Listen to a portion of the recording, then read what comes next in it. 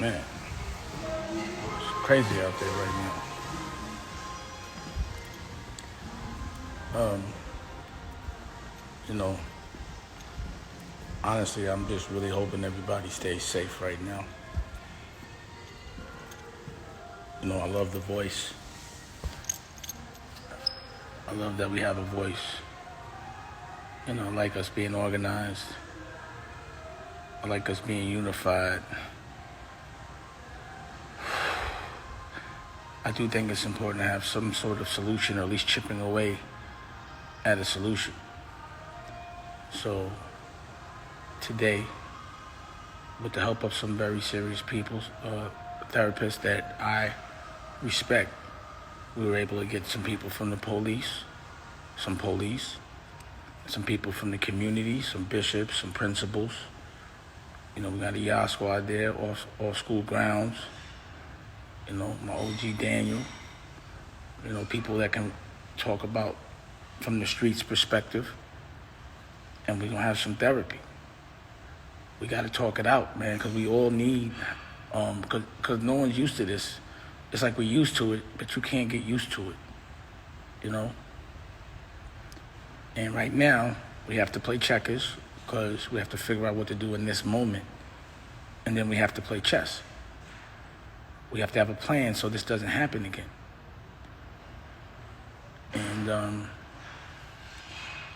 you know, I can understand when you internalize things your whole life. At some point, you're going to break. If you've been internalizing racism and being treated poorly and not saying nothing, at some point, there's a boiling point.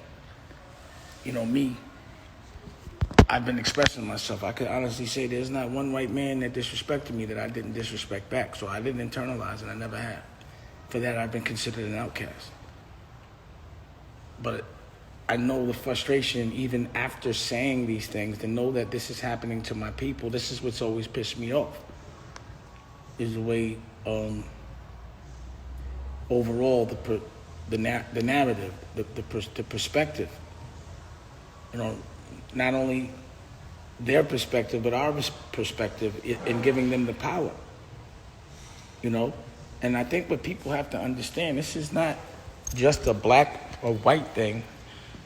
This is more of a social class thing. Black and white people are affected. And what do you think happens when we're divided? We can't work together. So I always looked at racism as a trigger to keep us divided. One working class that is mad that another class won't put them on, so that they're so mad that we hurt each other. And then the other class, the working class, I'm talking about white poor people, that blame black people for them being poor and their fucked up life. So then we fight. And it keeps happening. And there's the same result. It calms down, 30 years, it happens again. But also, you know, if there's 100 cops, I believe 2 or 3 are just going to be imbalanced just on a human level. You know, so just because I try to give humanity the benefit of the doubt, you can't, I know there's a mentality, but it ain't all cops, it's just the bad ones. The ones that intentionally become cops just to fuck with people because they're unhappy. Now, if I was a racist and I was broke and I had some kind of plan, it would be, yo, why don't we just be cops so we can harass black people? That's an obvious plan. Get paid for it. You know what we could do? We could get paid to fuck with black people. Can't do shit about it. Get guns, it's all legal. Some people probably do that shit. I don't think everybody does. But if I was a racist and I didn't have shit to do and I was filled with hate and I could get paid to harass the people that I'm blaming, I'd do it. But I would never be that guy. You know? Like, it's like, yo, to get all people to think in one way, like to have a bunch of cops, black, white, or whatever, thinking it's all right to just, you know, hurt people, certain people for no reason. How do you spread that kind of energy? You know, this is the reason why I want to talk to some of the police, because I don't think all police believe that. And I'm seeing that. You know? But I don't want us to be used as a tool. Like, I just feel like we're all being triggered, you know?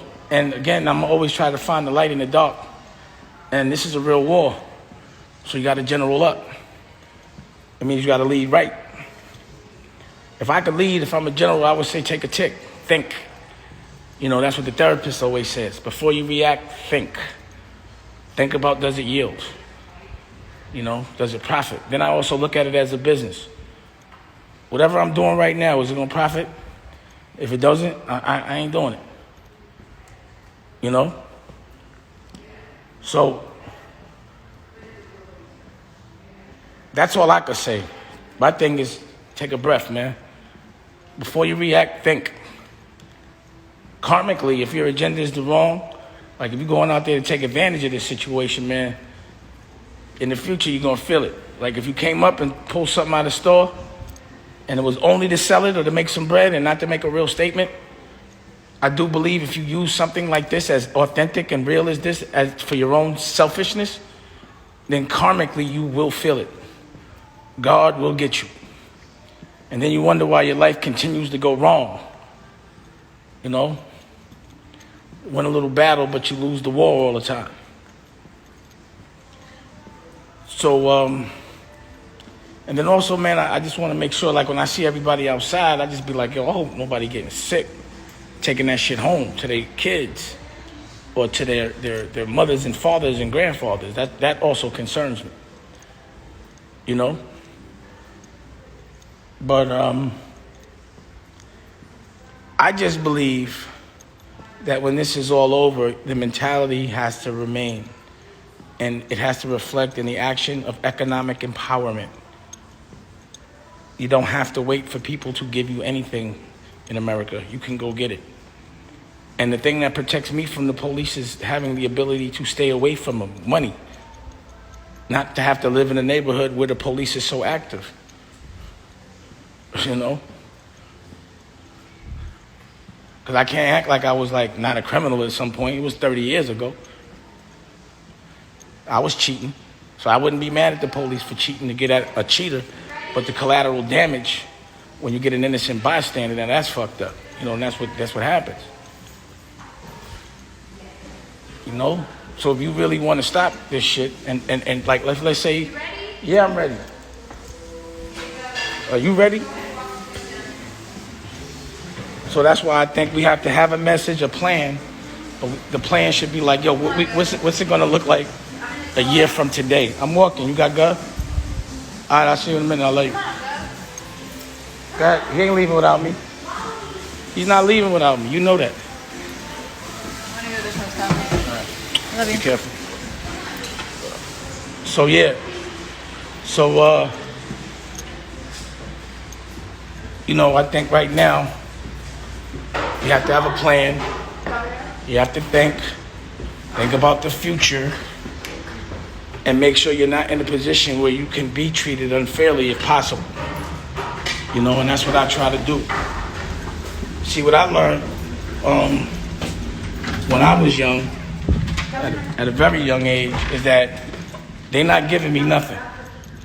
I'm not waiting for them to give me nothing. I got to go get it. From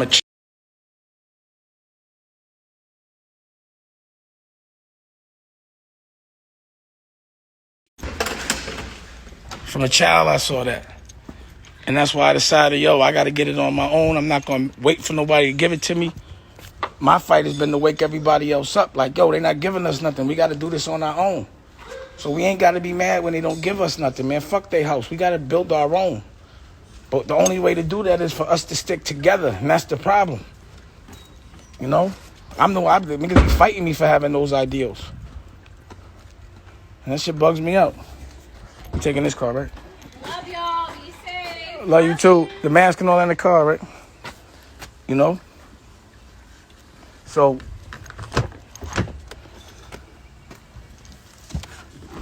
I just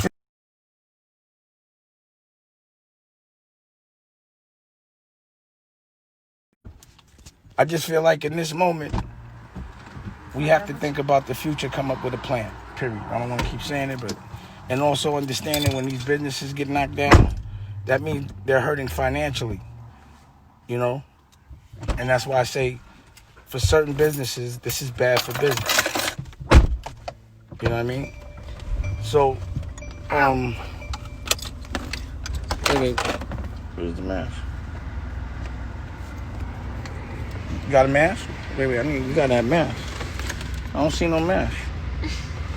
Where did you put yours? Well, where's yours? On my ear. Okay, let me see. There's always a mask in here. Oh, man, I ain't got no mask. Hold on a second. Can't do that. Got to have a mask. Hey, Rock. My mask is up there? Could be in the back seat, though. Hold on, because I was sitting in the back last time. Nah. I need my mask. You can throw me a mask, please? Ooh. Thank you. Know what I mean? I'm on point. Love you! So, yeah. Gotta have a pass. Gotta have a mask. I don't know if this is...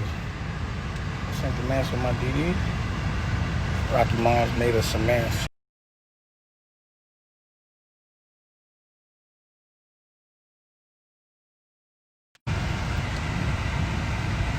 So also, you know, it's Blackout Tuesday. And again, I'm proud to be a black business.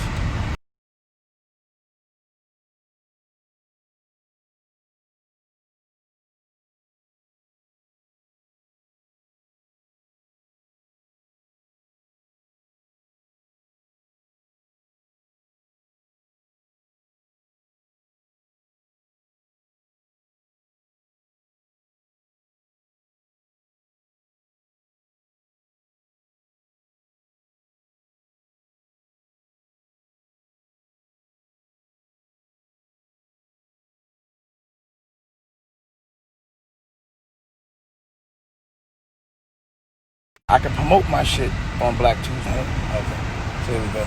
So yeah, I was frozen. I was going through the hills. But yeah, like I'm proud that I have a black business I can promote.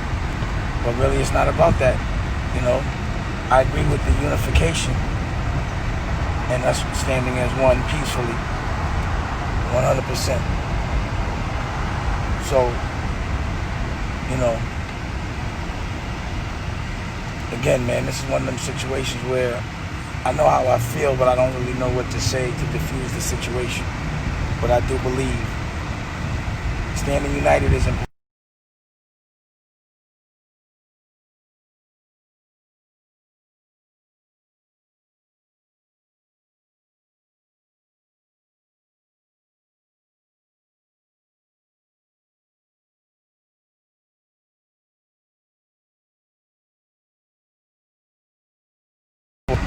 We just have to work hard, you know, and that's all you got to do. That's what I believe. And I believe we all got to stick together. You know, we have to become the plug. We have to become the plug. So that's just what I wanted to say. I got some work I got to do. But at 5 o'clock Eastern, 8 o'clock... 5 o'clock Pacific. 5 o'clock Pacific and 8 o'clock Eastern. 8 o'clock Eastern, we're going to have a Zoom. I'll be live. And we're going to have an intervention.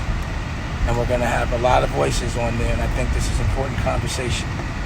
So I don't want to just talk about, the problem. I want to try to fix it. And I think it's important for people to have that perspective. I don't want to aggravate the situation and keep telling people what they already know. I want to tell them something they haven't heard before to make them feel better and give them a plan of action so we can actually do something, And I think it's important. I don't want to sit around and hash on things. We all know what the problem is. The question is, what is the solution? And that's what we got to be about right now, that action, the right action. Holla back.